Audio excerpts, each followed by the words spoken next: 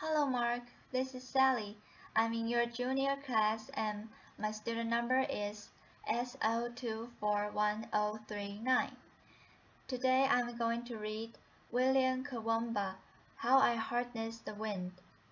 TED Global 2009, 5 minutes and 59 seconds. Filmed July 2009.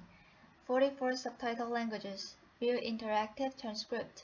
Subtitles and transcript. Select language English. Thank you. 2 years ago, I stood on the TED stage in Arusha, Tanzania. I spoke very briefly about one of my proudest creations. It was a simple machine that changed my life. Before that time, I had never been away from my home in Malawi. I had never used a computer. I had never seen an internet. On the stage that day, I was so nervous. My English lost. I wanted to vomit. Laughter. I had never been surrounded by so many Azungu, white people. Laughter. There was a story I wouldn't tell you then, but well, I'm feeling good right now. I would like to share that story today. We have 7 children in my family, all sisters excepting me. This is me with my dad when I was a little boy. Before I discovered the wonders of science, I was just a simple farmer in a country of poor farmers. Like everyone else, we grew maize. One year, our fortune turned very. In 2001, we experienced an awful famine. Within 5 months, all Malawians began to starve to death.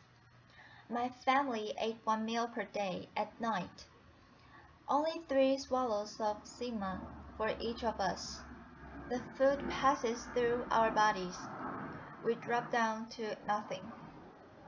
In Malawi, the secondary school, you have to pay school fees. Because of the hunger, I was forced to drop out of the school. I looked at my father and looked at those dry fields. It was the future I couldn't accept. I felt very happy to be at the secondary school, so I was determined to do anything possible to receive education. So I went to a library. I read books, science books, especially physics. I couldn't read English that well. I used diagrams and pictures to learn the words around them. Other book put that knowledge in my hands. It said a windmill could pump water and generate electricity. Pump water meant irrigation, a defense against hunger, which we were experiencing by that time. So I decided I would build one windmill for myself.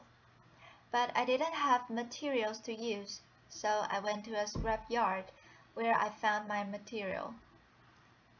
Many people, including my mother, said I was crazy. Laughter. I found a tractor fan, shock absorber, PVC pipes, using a bicycle frame and an old bicycle dynamo. I built my machine. It was one light at first, and then 4 lights, with switches, and even a circuit breaker, modeled after an electric bell. Another machine pumps water for irrigation. Queues of people start lining up at my house, laughter, to charge their mobile phone, applause. I could not get rid of them, laughter. And the reporters came too, which led to bloggers, and which led to a call from something called TED. I had never seen an airplane before. I had never slept in a hotel. So, on stage that day in Arusha, my English lost.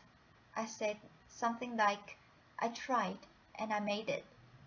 So, I would like to say something to all the people out there like me, to the Africans and the poor who were and the poor who are struggling with your dreams. God bless. Maybe one day you will watch this on the internet.